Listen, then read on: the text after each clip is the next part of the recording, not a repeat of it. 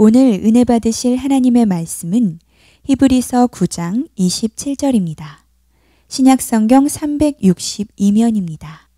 우리가 이 말씀을 함께 읽으실 때 살아계신 하나님의 음성으로 들으시길 바랍니다.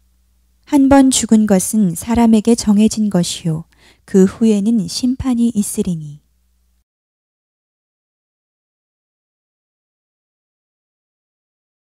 올해 들어서 장례식장을 수없이 많이 다녔어요. 오늘 좀 설교 제목이 이상하지만은 참 오늘은 인생에 대해서 한번 생각을 좀 해봤으면 좋겠다. 그래서 장례식장에서 배우는 인생의 질문 3가지를 여러분과 같이 나눠보려고 합니다.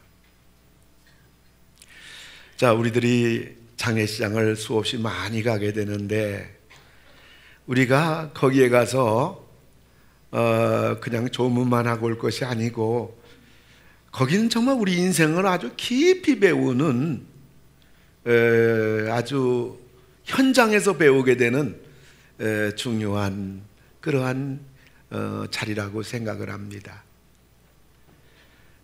무엇을 배울 수 있을까요? 우리는 첫째로는 너는 죽는다. 이것을 우리가 배우게 되는 겁니다. 저는 영정 앞에 서게 되면 제일 먼저 그 고인의 얼굴을 이렇게 한참 봅니다. 그리고 그 영정 앞에서 제일 먼저 생각나는 게 있어요. 오늘 유족들이 얼마나 슬플까, 이 고인은 어떻게 사셨나, 그런 생각은 둘째입니다. 그래서 영정사진을 가만히 바라보느라면 하늘에서 하나님께서 저에게 꼭 이런 말씀을 하시는 것 같아요. 야, 너도 죽는다. 너도 죽어. 그것이 아주 가슴 속에 그냥 직접 와닿아요. 저만 그런 생각이 드는지는 모르겠어요. 죽음이 없는 것처럼 정신없이 바쁘게 살아왔던 발걸음, 그러다가 장례식장에 가서 영정 앞에 서게 되면 그제서야 너도 죽어, 너 죽는다, 이걸 확인이 되는 겁니다. 그렇습니다. 사람은 누구나 죽음만큼은 피할 수가 없어요.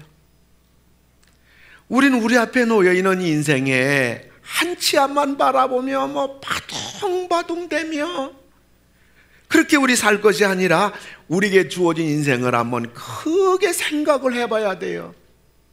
뭐예요? 사람은 태어난다, 출생이에요. 사람은 한평생 산다, 삶이에요. 사람은 죽는다, 죽음이에요. 그러니까 인생이라는 게 뭐냐? 복잡하지 않아요. 한마디로 말하면 사람은 태어나서 살다가 죽는다. 너무너무 간단해요. 근데 인생은 그렇게 복잡하게 요란하게 되는 것도 없이 한평생 이렇게 살아가는 겁니다.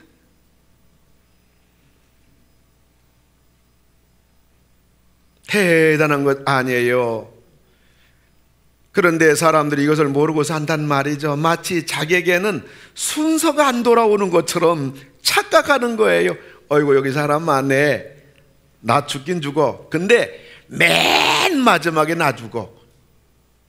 아니에요. 공동묘지에 가면 60이 넘어 70, 80, 90 넘는 사람들만 누워 있느냐? 아니에요. 어린아이 묘도 있고요, 중고생들 묘도 있고요, 약혼만 하고 망월동 공동묘지에 누워있는 그러한 안타까운 그러한 사람들도 푸지기수입니다. 이 세상에 태어날 때는 순서가 있지만은요, 죽을 때 순서가 없다는 것은 또 말할 필요도 없이 너무 당연한 이야기 아닙니까? 사람들이 죽을 때 아는 거 3가지가 있고, 그리고 모르는 거 3가지가 있다고 그래요. 아는 거, 죽을 때 아는 거 3가지 뭐냐? 사람은 한 번은 꼭 죽는구나, 그거 알고 죽어요. 그리고 또 뭐를 아느냐? 죽을 때는 아무도 같이 가지 않네, 나 홀로 가네, 그거를 알게 돼요. 그리고 죽을 때는 아무것도 가지고 가는 것이 없구나. 사람이 죽게 되면 아는 거 이 세 가지.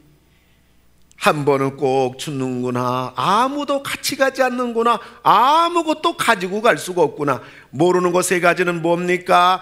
언제 죽을지 몰라요, 어디서 죽을지 몰라요, 어떻게 죽을지 몰라요. 이 부부가 같이 자는 것만 해도 죽음을 향해서 가는 것 같아요.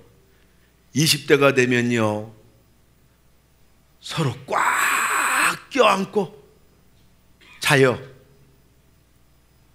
그래서 30대를 보면요, 그냥 마주보고 자요. 좀 그때부터 떨어지기 시작하는 거예요. 40대가 되면요, 나란히 천장 바라보고 자요. 50대가 되면요, 등 돌리고 자요. 아니 뭐 아닌 것처럼 가만히 있어요. 그렇게 지금 살고 있으면서도 고개라도 끄덕끄덕 해야지. 아멘까지는 안 해도 괜찮아요. 왜 그래요? 50 넘으면 남자가요, 심하게 코를 골아요. 시끄러워서 못 자요. 그리고요, 50이 넘으면 잠을 잘 때 같은 부부라도 숨을 깊이 내쉬잖아요. 냄새가 나요. 역겨운 냄새가 나요. 이게 싫은 거예요. 20대, 30대 초반에 잘 때는 뭐 그냥 단내가 나고요, 그저 뭐 무슨 냄새가 나겠어요. 젊으니까. 그러니까 같이 코를 숨을 쉬어도 들이마시면서 이렇게 아주 뭐 행복하게 그냥 이렇게 자지만은 50이 넘으면 자는 숨소리와 자면서 풍기는 냄새 속엔 이미 죽음의 기운이 들어가 있어요.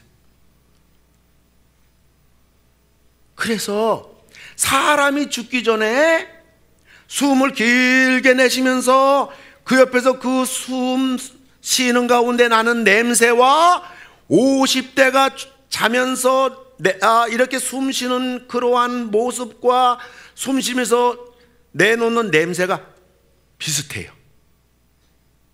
갈 날이 가까워졌다는 거예요.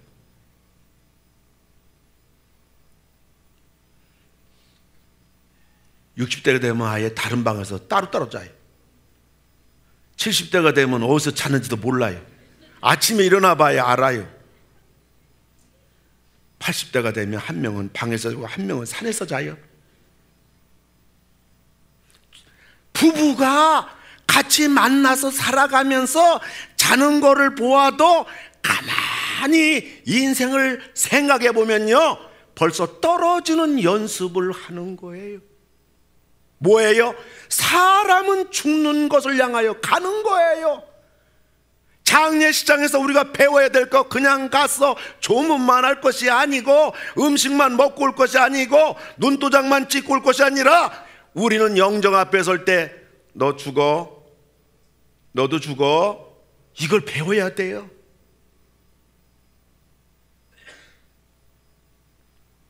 사람은 누구나 죽어요. 나도 죽어요. 누구나 가야 하는 이 길. 우리 영상 하나 볼까요? 불 좀 끄시고.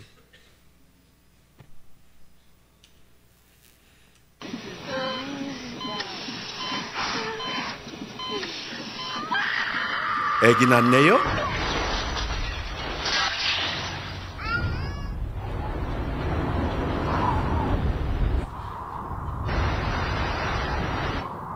청소년이 됐네요?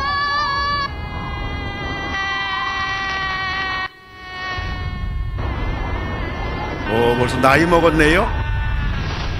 중년이 됐네요?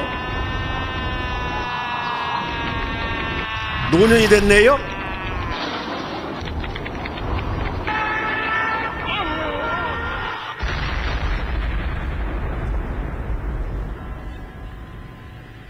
인생은 짧다.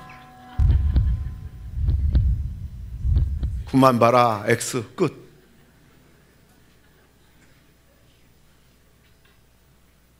엄마 뱃속에서 아기가 출산해요. 그 엄마 몸에서 튀어나오는 출산한 아기 힘, 산모의 생명과 힘이 얼마나 셉니까? 팡 터져 날아가요. 세월은 살같이 빠르게 지나가요. 조금 있다 보니까 초등학교 들어가고 중학교, 고등학교, 결혼하고 장가 시집가고 중년되고 노년되고, 그리고서 마지막 날아가가지고 관 속에 처박히는 게 인간이에요. 뭐 인간이 대단합니까? 이게 인생이에요. 우리가 이것을 알고 살아야지. 사람은 죽는다. 너도 죽어. 이것을 우리는 장례식장에서 배워요. 두 번째는 뭘 배울까요? 너는 어떻게 살았느냐? 이걸 우리는 가서 배우게 됩니다. 우리는 어차피 죽을 몸인데 문제는 어떻게 살아왔느냐는 거예요. 혹시 바둥바둥 대면서 해놓은 것 없이 정신없이 살아오지는 않았는가? 수많은 사람들과 티격태격하면서 상처를 주고 상처를 받고 싸우고 이러면서 내가 살진 않았는가? 나도 분명히 죽을 텐데 내 죽음 앞에 사람들이 와서 손가락질하고 그 인간 못된 놈의 인간, 그런 손가락질 받는 삶은 내가 지금까지 살아오지 않았는가? 우리는 장례식장에서 우리는 너는 어떻게 살아왔느냐? 이걸 배워야 돼요. 얼마나 중요합니까? 우린 부끄럽지 않게 살아야 돼. 아멘. 우리는 잘 아는 대로 사람은 세 종류의 사람이 있다잖아요. 거미 같은 인간이 있고 개미 같은 인간이 있고, 우리는 꿀벌과 같은 사람이 있다고 그러잖아요. 거미 어때요? 자기 먹이를 얻기 위해서 최대한 줄을 많이 쳐놓고 줄에 걸리는 곤충을 잡아먹고 살지 않아요. 거미과에 속한 사람, 자기가 가지고 있는 실력, 재주, 그 모든 방법 다 동원해서 다른 사람들을 어찌하든지 등쳐먹고 뺏어먹고 훔쳐먹고 사는 인간. 이런 거미 같은 인간 때문에 이 땅에 얼마나 많은 사람이 슬퍼하고 아파하고 괴로워하고, 있어서는 안 될 인간, 태어나서는 안 될 인간. 여러분, 우리가 이 땅에 한평생 사는데 이런 거미 같은 인생 살 수가 있을까요? 개미 같은 그러한 사람이 있어요.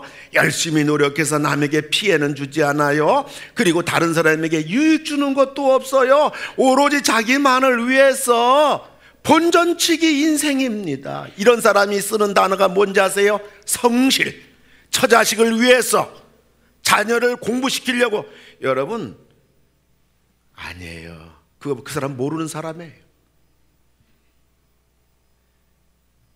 있으나 마나한 사람, 개미 같은 사람, 있어서는 안 될 사람, 거미 같은 사람. 우리 예수 믿는 사람들은 꿀벌과 같은 여러분들, 우리 모두가 되어야 될 줄로 믿습니다. 꿀벌은 열심히 쉬지 않고 일하는 곤충입니다.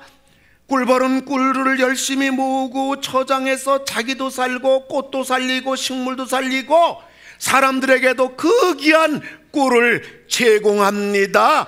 꿀벌과 같은 사람은 꼭 필요한 사람이에요.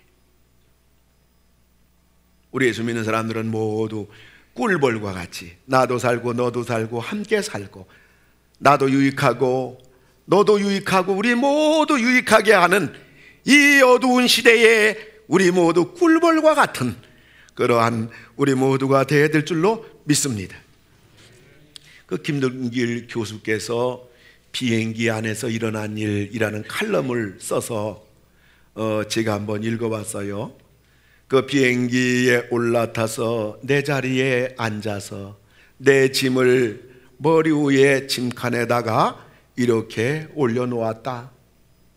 한참을 날아가는 비행기라 책 한 권을 읽으려고 그러다가 잠을 잘 그러한 생각이었다.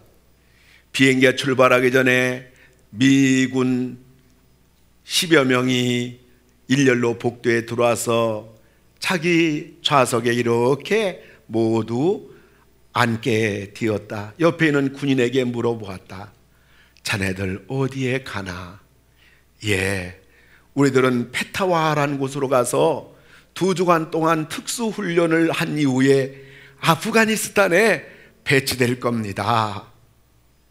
1시간쯤 지났을까 기내 스피커에서 점심 박스 하나에 5불씩 판다는 안내방송이 들렸다. 동쪽 해안에 도착하려면 아직 한참 남았기에 시간도 보낼 겸 점심 박스 하나 사기로 마음먹었다. 돈을 꺼내려고 지갑을 찾는데 옆에 있던 군인이 옆에 있는 자기 동료 군인에게 이런 말을 했다. 점심 박스가 5불이라니 너무 비싸네. 우리 배고프지만은 우리 기지에 도착할 때까지 우리 그냥 참고 우리 그냥 가세. 딴 군인도 동의하면서 점심을 안 사 먹겠다고 한다. 주위를 돌아보니 군인들 중 아무도 점심 박스를 사 먹겠다는 사람이 하나도 없다. 나는 비행기 뒤편으로 걸어가서 승무원 아주머니에게 50불짜리 돈을 건네주곤 저기 군인들에게 모두 점심 박스를 하나씩 나눠주세요 하고 부탁을 했다. 그녀는 내 손을 꼭 감싸잡더니 눈물을 글썽이며 말했다. 제 아들도 이라크에서 전쟁을 치렀습니다. 손님께서는 내 아들에게 점심을 사주시는 것과 마찬가지입니다. 승무원 아주머니는 점심 박스를 10개 집어들고 군인들이 앉아있는 쪽으로 와서 점심 박스를 한 개 한 개 나누어줬다. 그리고 내 자리에 오더니 손님은 어떤 거 드실래요? 소고기 드실래요? 치킨 드실래요? 그래서 나는 치킨을 시켰다. 그녀는 비행기 앞쪽으로 걸어가더니 1등 칸에서나 나오는 식사를 가지고 내 자리로 돌아왔다. 이것으로 손님께 감사의 뜻을 전합니다. 이렇게 점심을 먹고 화장실을 가려고 비행기 뒤쪽으로 걸어갔다. 어떤 남자가 나를 가로막았다. 좀 전에 하신 일을 보았습니다. 저도 돕고 싶은 이것을 받으시지요. 그 사람은 나에게 25불을 손에 쥐어줬다. 화장실에서 일을 보고 내 자리에 돌아오는데 기장이 좌석 번호를 둘러보면서 복도를 걸어오고 있었다. 나를 찾지 않았으면 좋겠다 하며 생각하며 오는데 기장은 바로 내 자리 앞에 서는 것이었다. 기장은 반면에 웃음을 지으며 손을 내밀었다. 손님과 악수하고 싶습니다.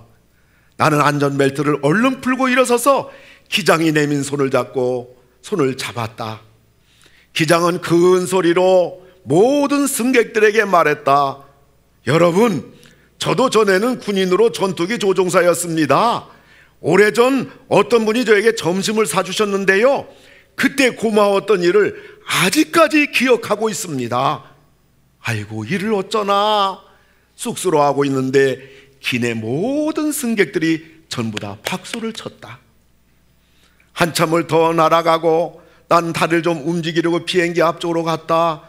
앞에서 6번째 줄인가 앉아있던 승객이 손을 내밀고 악수를 청하더니 나에게 또 25불을 줬다. 이제 본전 찾은 거예요.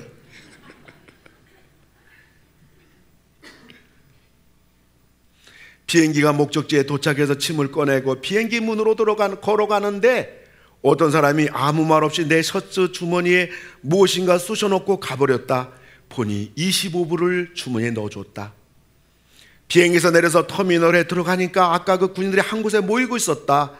나는 그 사람들에게 걸어가서 승객들로부터 받은 75불을 전했다. 당신들 기지까지 도착하려면 한참 남았으니까 이 돈으로 샌드위치나 사들 먹어요. 하나님께서 여러분들을 가호해 주시기를 원합니다. 여러분, 이래서 미국이란 나라가 무서운 나라입니다. 미국 사람이 그래서 무서운 민족이에요. 나도 저렇게 착한 일 해야 되는데, 나도 돈이 있는데, 나도 하고 싶은데 내가 하면 누가 무슨 말을 할까? 체면 문화 힘없어요. 열매가 없어요. 아무런 일이 안 나타나요. 행함 있는 믿음, 믿는 사람밖에 선한 일이라면, 해야 되는 일이라면, 다른 사람을 섬기는 거라면, 할 수 있는 일이라면 좋은 일이라면 할 수 있는 용기, 여기에 창조적인 역사가 일어나요. 여기에 생에 보람이 있고 열매가 있어요. 용기가 필요해요. 두 번 다시 살 수 없는 게 우리 인생입니다. 내 인생의 최고의 가치는 내가 내 주머니에 얼마나 많이 쌓아놓고 있느냐, 얼마나 많이 가지고 있느냐, 소유에 있는 것이 아니라 우린 이 땅에서 얼마나 아름답게 살았느냐, 얼마나 거룩하고 영광스러운 낭비와 소모를 하면서 살았느냐, 얼마나 베풀면서 살았느냐, 얼마나 다른 사람을 행복하게 해줬느냐, 얼마나 다른 사람을 살만 나는 용기 있게 다른 사람에게 힘을 실어주는 나의 삶이었느냐. 우리 장례식장에 가게 되면요, 너 죽어, 너도 죽어, 너 어떻게 살았어? 지금까지 너 어떻게 살다 왔어? 이 질문을 저만 하는 걸까요? 마지막 세 번째로는요, 너는 죽을 준비가 됐느냐? 이런 질문을 우리는 받게 되는 겁니다. 사람은 죽음이 끝이 아니에요. 사람이 죽으면 끝나는 거지 뭐. 이거 사람들이 그냥 무책임하게 하는 말이에요. 히브리서 9장 27절 보면요, 한 번 죽는 것은 사람에게 정해진 것이요 그 후에는 심판이 있으리니. 사람 말이 아니에요. 하나님이 하신 말씀이에요. 하나님 하신 말씀은 그대로 되는 겁니다. 누구도 피할 수가 없어요.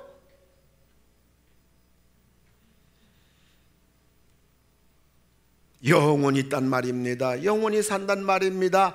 너는 영원을 준비했느냐?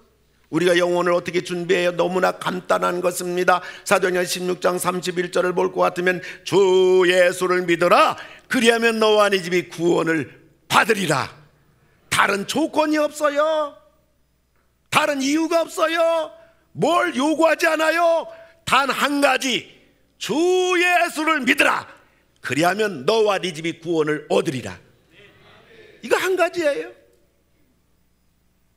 예수님 믿으면요, 이 시간 이 자리에서 여러분들이 예수님을 믿기로 하고 예수님 나도 믿겠습니다 하면요, 그 사람에게 영생이 주어지는 것이고요, 영원히 사는 것이고, 하나님의 그 무서운 심판을 우리는 피하게 되는 것입니다. 우리가 이 땅에 믿고 의지할 게 뭐 있겠어요? 뭘 믿고 의지해요? 우리는 예수님밖에 믿고 의지할 분이 없어요. 예수님 믿으면요, 근심 걱정이 사라져요.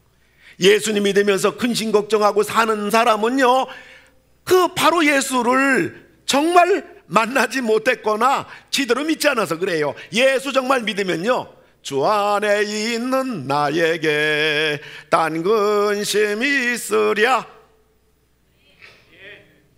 아멘.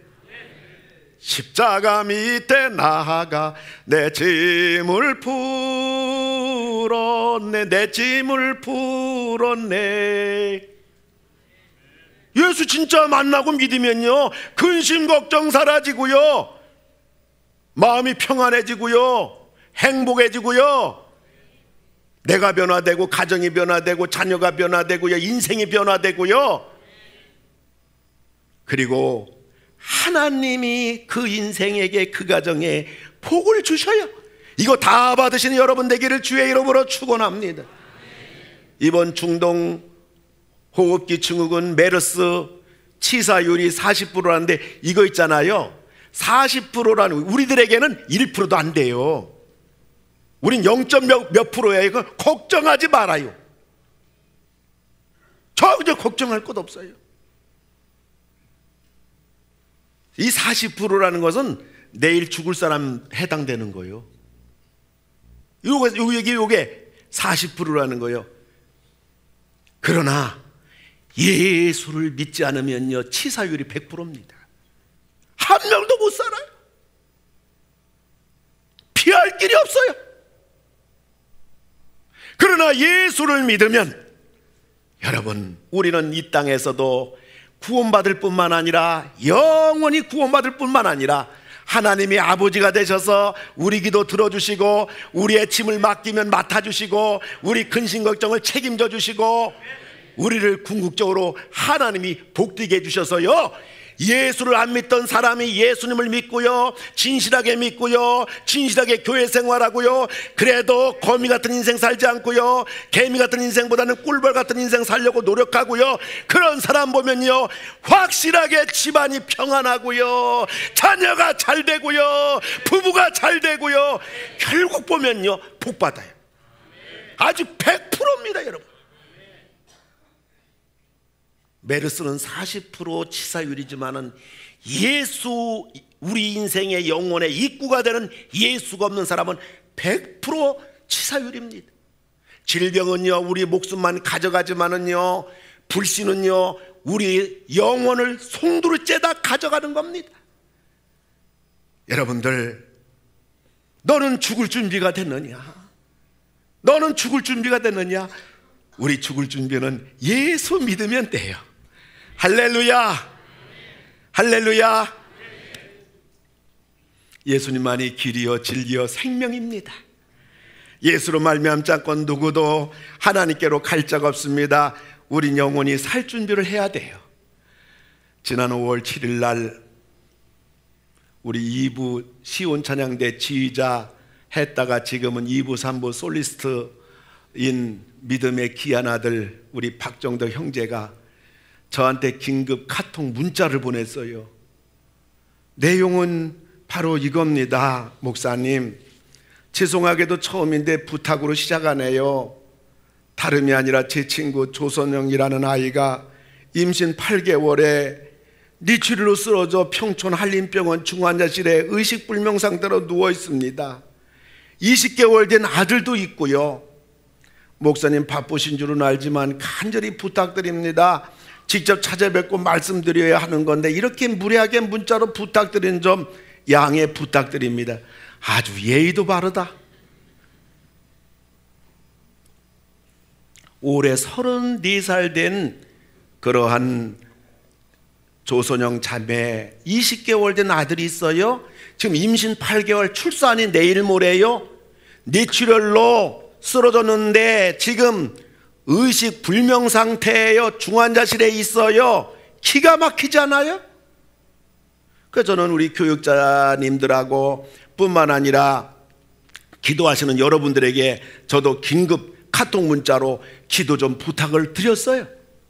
연락이 그 다음에 없어서 요즘은 뇌출혈 돼도 호전되는 분들이 대부분이잖아요. 그래서 아이고 하나님 은혜 가운데 우리 기도 들어주셔서 그 자매가 건강 찾고 애기도 이제 앞으로 출산 잘하게 되겠구나. 그래서 저도 마음을 놓았는데 5일 후에 12일 날 저한테 새벽에 문자를 받았는데 이런 내용입니다. 목사님, 제 친구 선영이가 아이와 함께 오늘 새벽 하나님께로 돌아갔습니다. 함께 기도해 주셔서 감사드립니다. 이 카톡 문자 받고요 제가 정신이 잃었어요. 정신이 멍해졌어요. 머리가 하얘졌어요. 별 생각이 다 들었어요.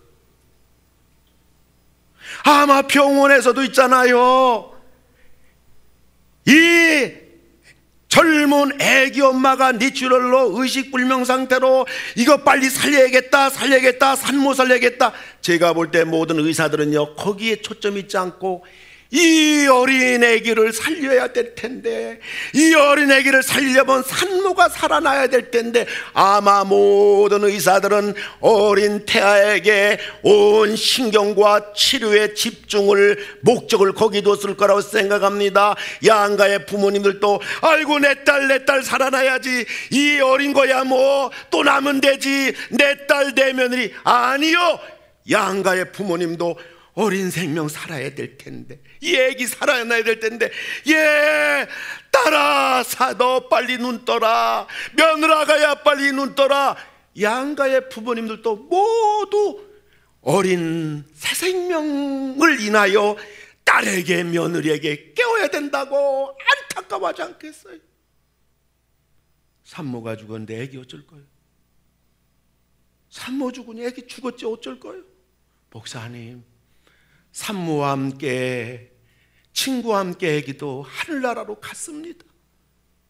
지금도 그 카톡 문자를 생각하면 가슴이 맺어요. 아기가 생각이 나는 거예요.